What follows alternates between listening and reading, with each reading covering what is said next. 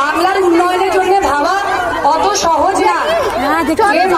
নিজের জীবন উজাড় করে দিচ্ছে, এই বাংলাকে উঠে করে আগলে রেখেছে, সেই নেত্রীকে, সেই দিদিকে আমাদের অপমানের পর অপমান আপনারা করে যাচ্ছেন। সেটা করতে পারেন, সেটা আপনাদের নীতিতে বাঁধে না, কিন্তু সোনার বাংলা করা অত সহজ না। কিছুদিন আগের কথা বলছি, আন্তর্জাতিক মহিলা দিবসের দিন বলছি, আমরা কলকাতার একটা মিছিল করেছিলাম দিদির সাথে। ঠিক সেই মিছিলের পরেই স্ট্যান্ড রোড বলে একটা জায়গা আছে যেখানে আগুন ধরে, এবং আমাদের একজন দমকল কর্মী ভাইকে আমরা হারাই সেই আগুনে। কিছু মুহূর্তের মধ্যেই মমতা বন্দ্যোপাধ্যায়, আমাদের নেত্রী, ওইখানে নিজে পৌঁছে গেছেন এবং সেই পরিবারকে 10 লক্ষ টাকা দিয়েছেন। আমি জানি যে আমরা সেই দমকল কর্মী ভাইকে আমাদের কাছে ফেরত আনতে পারবো না, কিন্তু এরকম দুঃসময় তার পরিবারের পাশে থাকাটাই কিন্তু আসল কাজ, যেটা আমাদের নেত্রী, আমাদের দিদি দিন রাত করেন, বাংলাকে বুকে করে আগলে রাখেন।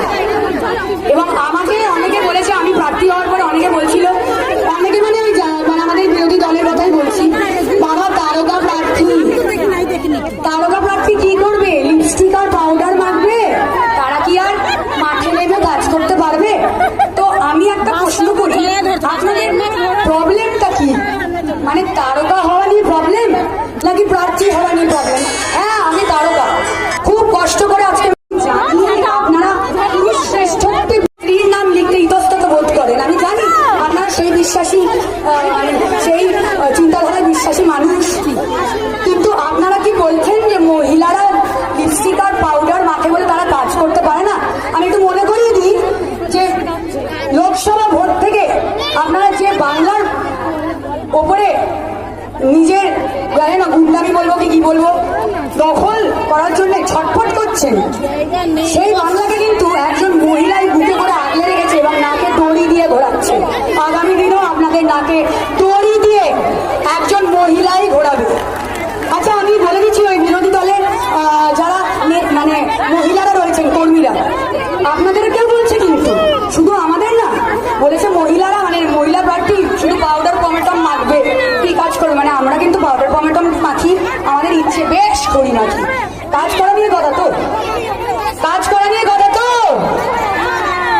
আমরা এই লড়াই জিতবো, জিততেই হবে এই মানুষটার জন্য, এই মানুষটার জন্য। আর আমার মা বোনদের বলে দিই, পুরুষ শ্রেষ্ঠত্বে বিশ্বাসী মানুষ, মানুষের দল বিজেপি শর্ট ফর্ম। আমরা জানি আমাদের কাকে ভোটটা দিতে হবে এবং আমাদের স্বার্থে, আমাদের মা বোনেদের স্বার্থে, আমাদের আগামী প্রজন্মের স্বার্থে, বাংলার উন্নয়নের স্বার্থে আমাদেরকে কিন্তু এই লড়াই জিততে হবে এই মানুষটার জন্য। এই মানুষটা ছাড়া মুখ্যমন্ত্রী কেন, মানে নেতা নেত্রী হিসেবে ভাবতে পারছি না, হতে দেব কি? তাই তো আমার মা বোনেরা বলো, মহিলাদের জন্য, আমার মা বোনেদের জন্য, আমাদের মা বোনেদের জন্য যে এগিয়ে এসে দিন রাত এক করে করেছে বা করবে আগামী দিনে, আমরা তাকেই আমাদের মুখ্যমন্ত্রী হিসেবে চাই এবং তাকেই আমরা মুখ্যমন্ত্রী করব। তাই বলে দিই, প্রার্থী, তারকা প্রার্থী যখন বলেছে, লাস্ট একটা ডায়লগ বলে দিই, কারণ সিনেমা থেকে তো আসছি আপনাদের অনুযায়ী, তো আমাদের সিনেমার ডায়লগ ছিল, মার ঘুরতে ঘুরতে চিনিয়ে চাপিয়ে খা। না, এখন সেটা একটু চেঞ্জ হয়ে গেছে নির্বাচনের আগে, এত অপমান সহ্য করতে পারছি না আমাদের নেত্রীকে, তাই বললো মার ঘুরতে ঘুরতে চিনিয়ে চাপ বিজেপি তাড়াতাড়ি বাংলা ছেড়ে ফিরতে যা। জয় হিন্দ, জয় বাংলা।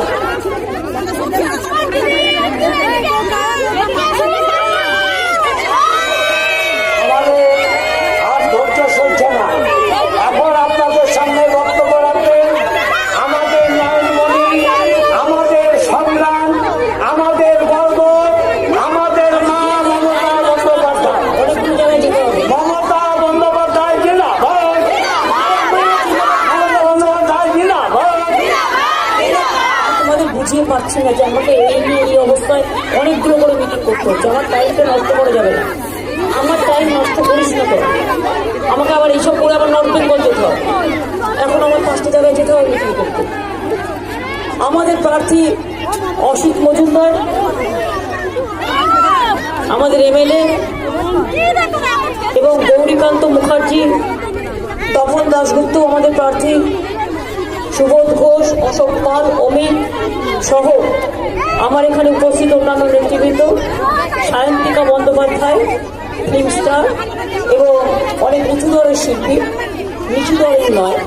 সুতরাং সে আপনাদের কাছে বলে গেল এবং সায়ন্তিকা আমাদের দলের হয়ে বাঁকুড়াতে কন্টেস্ট করেছে, আমি আশা করি ও জিতবে এবং ওর ইলেকশন কমপ্লিট হয়ে গেছে, তাই ও আজকে আপনাদের হুগলিতে আমার সাথে এসছে। এই হুগলি জেলা আমরা জানি তার ধর্ম, তার সংস্কৃতি, তার সভ্যতা, সভ্যতা সংস্কার, রাজা রামমোহন রায় থেকে শুরু করে উমেশচন্দ্র ব্যানার্জি থেকে শুরু করে আশাপূর্ণা দেবী থেকে শুরু করে এই হুগলি জেলা প্যারিচাঁদ মিত্র, ব্রজেন্দ্রলাল শীল, শরৎচন্দ্র চট্টোপাধ্যায় সহ অনেক মানুষের জন্মস্থান। এই হুগলি জেলায় আপনারা জানেন মগরা, পোলবা, দাঁতপুর থেকে শুরু করে চুচুড়া থেকে শুরু করে শ্রীরামপুর থেকে শুরু করে আমরা অনেক কাজ করেছি। নতুন করে বলার প্রয়োজন নেই, 101টা জল প্রকল্পের কাজও হাতে নেওয়া হয়েছে, 74টা শেষ হয়ে গেছে। আগামী দিন জল স্বপ্ন প্রকল্পের মাধ্যমে প্রত্যেকটা বাড়িতে বাড়িতে টিউব ওয়াটার অর্থাৎ পাইপ ওয়াটার আমরা পৌঁছে দেবো। এটা আমাদের প্রতিশ্রুতি, তার কারণ অলরেডি 50,000 ঘরে পৌঁছানো হয়েছে। জলাগড় পান্ডুয়াতে প্রায় আর্সেনিক মুক্ত জল 500 কোটি টাকা খরচ করা হয়েছে। যোগাযোগ ব্যবস্থার আমূল উন্নতি হয়েছে। মগরা উত্তরপাড়া জিটি রোড, মগরা পোলবা রাস্তা, পান্ডুয়া পোলবা রাস্তা, পোলবা কেশোয়াড়া রাস্তা, পোলবা ব্যান্ডেল রাজারহাট সহ জেলায় 150টির বেশি রাস্তা হয়েছে। খরচ হয়েছে 1740 কোটি টাকা। 1100 কিলোমিটার রাস্তার কাজ শেষ হয়েছে। পোলবা দাঁতপুরে কুন্তি নদীর ওপর ব্রিজ হয়েছে। এছাড়াও মনে রাখবেন যে এখানে ভারতের প্রথম টায়ার কোম্পানি ছিল, এখানে অনেক জুট ইন্ডাস্ট্রি আছে, এখানে যেমন ব্যান্ডেজ চার্চ আছে, মাহেশের রথ আছে, তারকেশ্বর আছে, ফুলপুরা শরীফ আছে, তেমনি এখানে অনেক জুট ইন্ডাস্ট্রি আছে। অনেক কারখানা বন্ধ হয়ে আছে, বিশেষ করে সেন্ট্রাল গভর্নমেন্টের জন্য। ডানলপ আপনারা জানেন যেসব কোম্পানি 2016 সাল থেকে আমরা কেন্দ্রীয় সরকারকে লেটার দিচ্ছি, আমরা বিধানসভায় পাস করেছি যেসব কোম্পানিটা খুলে দেওয়া হোক, ডানলপ কোম্পানিটা খুলে দেওয়া হোক। কিছু খোলেনি, সব জিনিসপত্র চুরি হয়ে যাচ্ছে, আর মালিক গিয়ে বিজেপি হয়ে গেছে। মালিক বিজেপি হয়ে গেছে বলে বিজেপি ওনার বিরুদ্ধে কিছু করে না। এই শ্রমিকদের প্রত্যেক মাসে 10,000 টাকা আমরা টাকা দিই, 10,000 টাকা করে এক একজন শ্রমিককে, এবং 473 টাকা করে ইএসআই এর আমরা টাকা দিই। তাই ওরা আজকে বেঁচে আছে। আজকে ডানলপ এবং মনে রাখবেন যে আমাদের যেসব অবস্থা খুবই খারাপ, এখনো পর্যন্ত কর্মীদের আমরা 14,21 লক্ষ টাকা দিয়েছি। আমরা শুধু বলছি তোমরা পারমিশনটা দাও, ডানলপ আমরা অধিগ্রহণ করব, যেসব আমরা অধিগ্রহণ করব। আমাদের রাজ্য সরকার বলেছে, আমাদের রাজ্য সরকারের থেকে আমরা রিকোয়েস্ট করেছি, কিন্তু সেন্ট্রাল গভর্নমেন্ট কানেও দেখে না, চোখেও শোনে না, চোখেও দেখে না, কানেও শোনে না। জেদ করে ওই রুইয়া এখন বিজেপির পার্টি, বিজেপির আচরের তলায় লুকিয়ে আছে এবং শ্রমিকরা আজকে কষ্ট পাচ্ছে। এই অবস্থা চলছে। আপনারা জানেন যে আমরা এখানে প্লাস আমাদের ফিশারিজের জন্য আমরা একটা আধুনিক কেন্দ্র তৈরি করছি, যেটা পূর্ব ভারতের অন্যতম sea food and fish product unit হতে যাচ্ছে। লাইট হাব হয়েছে চন্দননগরে, শ্রীরামপুরে সিল্ক কলম হয়েছে, আর একটা আমরা অমৃতসর ডানকুনি করিডোর করছি। এটা কি আমি যখন রেল মিনিস্টার ছিলাম একমাত্র বাকি ছিল অমৃতসর ডানকুনিটাকে আমরা কানেক্ট করছি অমৃতসরের সাথে। ডানকুনি থেকে একেবারে পুরো হুগলি হয়ে বর্ধমান হয়ে ওটা বড়জোড়া হয়ে ওটা একদম বাঁকুড়া পুরুলিয়া জেলার রঘুনাথপুরে গিয়ে পৌঁছবে। ওটার নাম দিয়েছি জঙ্গলমহল শিল্প সুন্দরী। প্রায় 72,000 কোটি টাকার শিল্প তৈরি হবে। জেনে রেখে দিন, ডানকুনি থেকে শুরু করে পুরো হুগলি জেলা থেকে শুরু করে পুরো বর্ধমান থেকে শুরু করে পুরো বড়জোড়া থেকে শুরু করে দেউচা পাথমি হচ্ছে, যেখানে আপনারা জানেন পৃথিবীর দ্বিতীয় শ্রেষ্ঠ বৃহত্তম কোল মাইন্স। ওটা হয়ে গেলে কয়েক লক্ষ ছেলে মেয়েদের চাকরি হবে। আপনারা জানেন আমরা দীঘায় তাজ বন্দর করছি, তাজপুর বন্ধ হয়ে গেলে ওখানেও 25,000 ছেলে মেয়ের চাকরি হবে। আমরা ওখানে কেবল ল্যান্ডিং সেন্টার করছি, ওটা হয়ে গেলেও 25 লক্ষ ছেলে মেয়ের চাকরি হবে। আর হুগলিতে অনেক ক্লাস্টার তৈরি হয়েছে।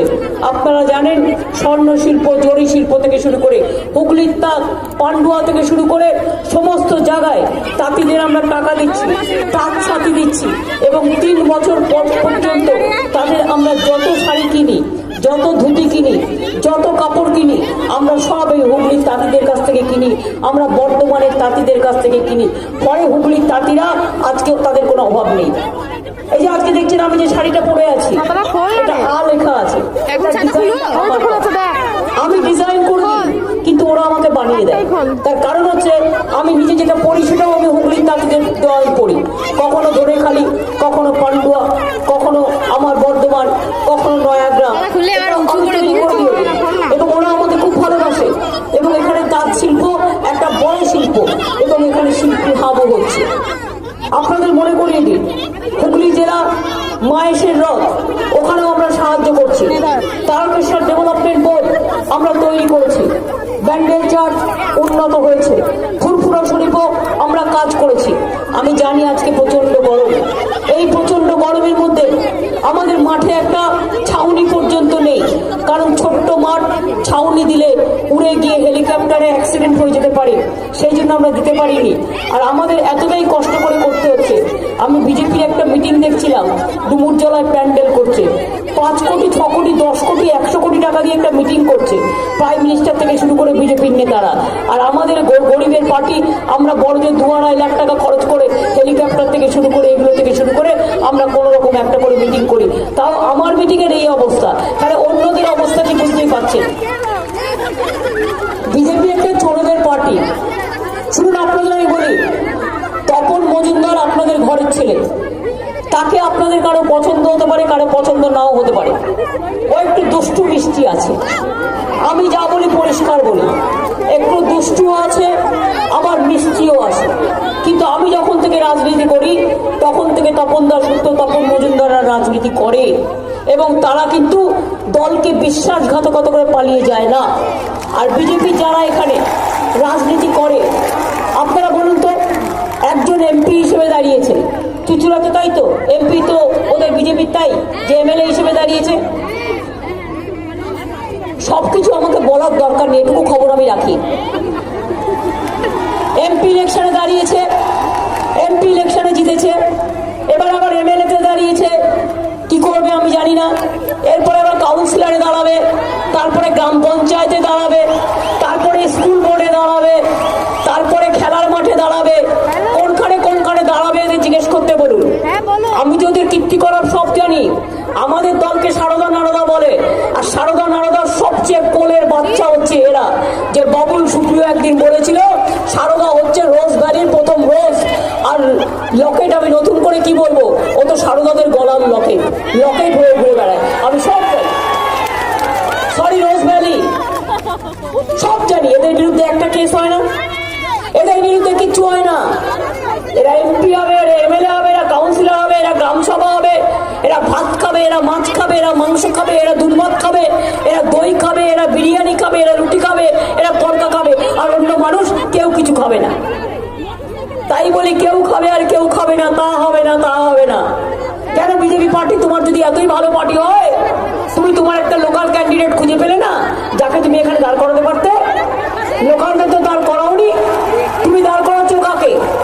এমপি ইলেকশনেও কলকাতা থেকে এসে দাঁড়াচ্ছে, এমপি এমএলএ ইলেকশনেও দাঁড়াচ্ছে, তো কি করবে? এমএলএ হয়ে গেলে এমপি ছাড়বে তো? আর এমপি ও তো জিতবে না, ও দাঁড়িয়েছে জাস্ট টাকার জন্য, পার্টির জন্য। আর ওদের পার্টি, নিজেদের পার্টির প্রার্থী নেই, নয় তৃণমূল থেকে ধার করা, নয় সিপিএম থেকে ধার করা। বিজেপির লোকাল লোকেদের এরা সম্মান দেয় না, এবং বিজেপির লোকাল লোকেদের এরা কিছুতেই এরা প্রার্থী করে না। সেই জন্য মনে রাখবেন, বিজেপি পার্টিতে দাঁড়ানো মানেই টাকার ইনকাম। হোর্স পাইপ নিয়ে টাকা ছাড়ছে, কলের জলে যেমন জল ছাড়ি আমরা, বড় হোর্স পাইপে, সেই হোর্স পাইপে টাকা ছাড়ছে। গ্যাসের দাম কত মা বোনেরা? গ্যাসের দাম কত? একবারও আপনাদের এমপিকে জিজ্ঞেস করেছেন, যিনি এমএলএ দাঁড়িয়েছে, যে গ্যাস কিনবো 900 টাকা 500 টাকার ক্যাশ দিচ্ছ, ওটাকে আমরা অ্যাশ করে ছেড়ে দেবো, মানে ছাই করে ছেড়ে দেবো।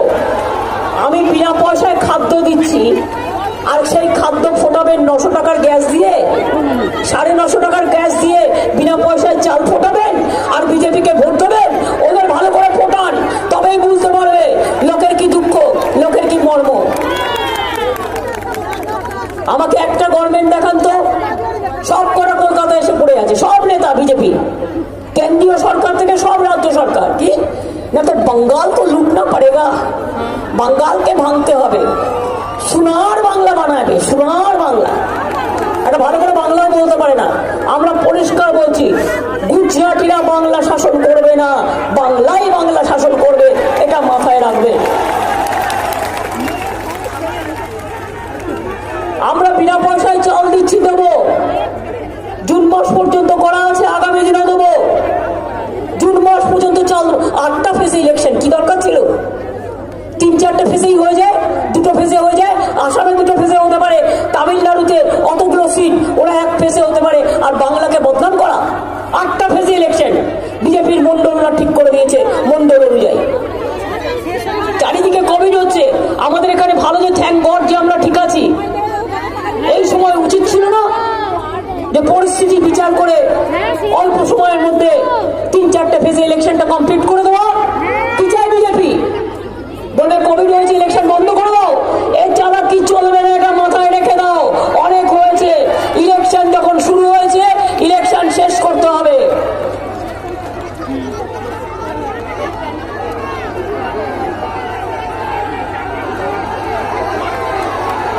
আপনাদের আমি আবার বলি, সময় কম বলে আপনাদের আমি আবার বলি, শুনুন। আমরা শিক্ষাশ্রী করেছি, আমরা সবুজ সাথীতে সাইকেল দিয়েছি, আমরা 12 ক্লাসে 10,000 টাকার স্মার্টফোন দিয়েছি, আমরা সমব্যাথী করেছি, মরে গেলেও 2,000 টাকা আমরা দিই। আমরা অনেক প্রজেক্ট তৈরি করেছি।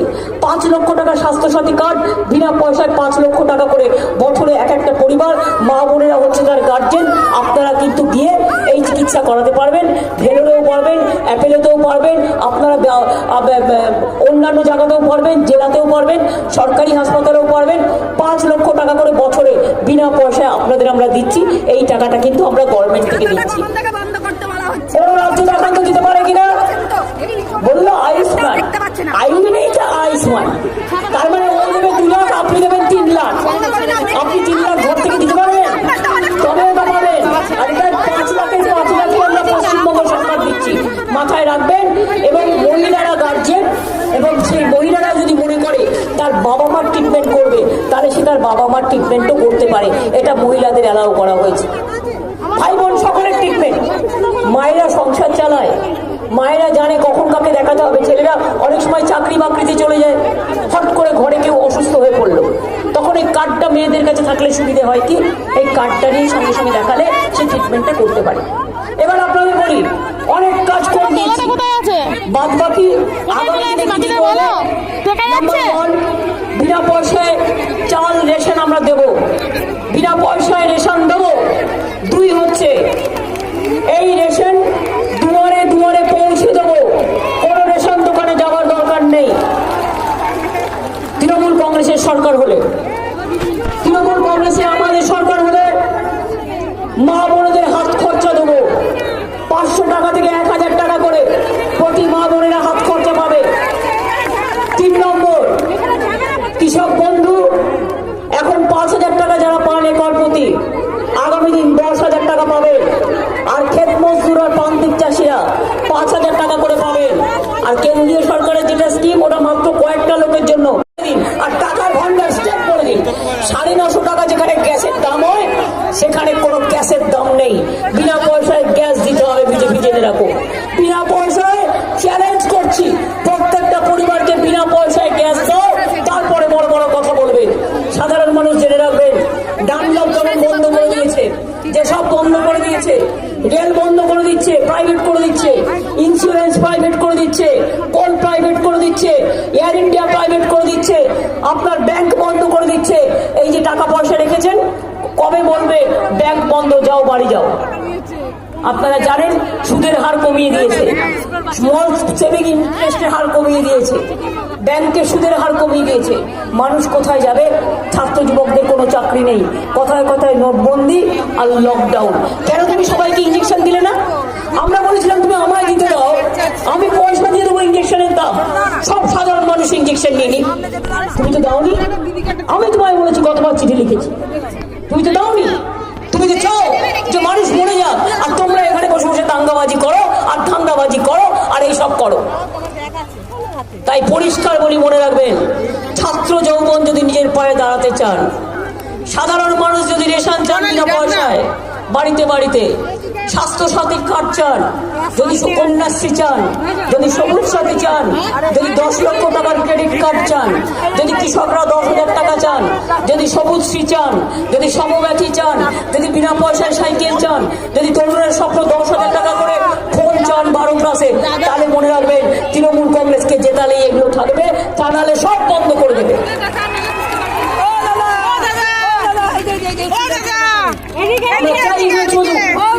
উন্নয়ন আমরা যা করেছি, এই উন্নয়ন সারা পৃথিবীতে কেউ করতে পারবে না।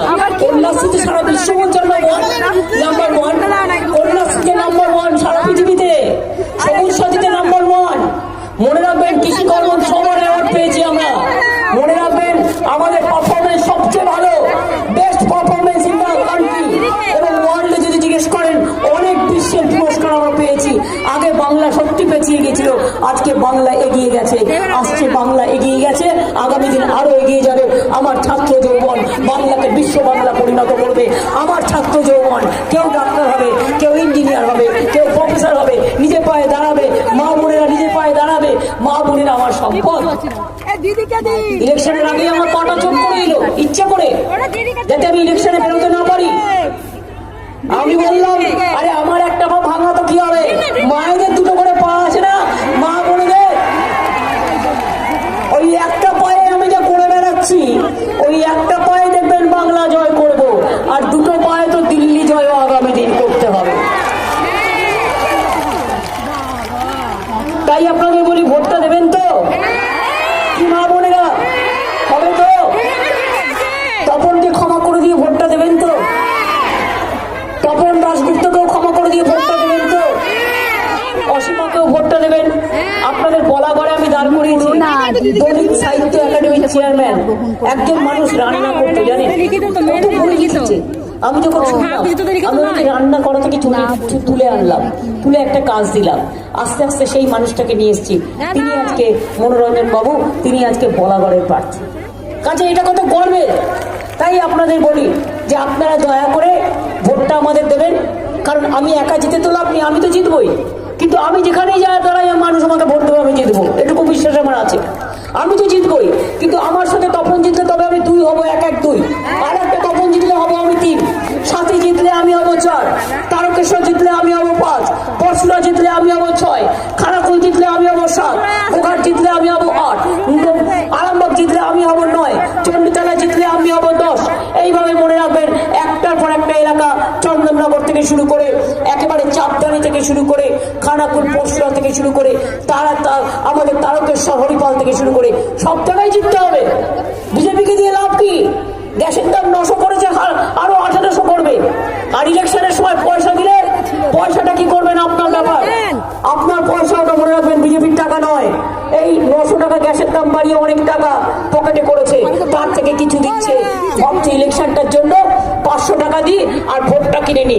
টাকা দিলে ভোট দেবেন না, টাকা দিলে টাকাটা হজম করবেন, কিন্তু ভোটের ব্যবসা ভোটটা পাল্টে দেবেন এবং বলবেন এই নে 950 টাকা গ্যাসের দাম, একটা ভোট দিলাম, 950 টাকা গ্যাসের দাম, একটা ভোট দিলাম, 950 টাকা গ্যাসের দাম, একটা ভোট দিলাম। ব্যাংকের ঋণ কমিয়ে দিয়েছো, একটা ভোট দিলাম। সব বন্ধ করে দিয়েছো, একটা ভোট দিলাম। মা বোনদের উপর অত্যাচার করছো, একটা ভোট দিলাম। এইভাবেই করতে হবে। আমি এটুকু বলে আপনাদের কাছে আমার মা মাটি মানুষকে আমার ধন্যবাদ, আমার জিন্দাবাদ জানিয়ে আমি এখানে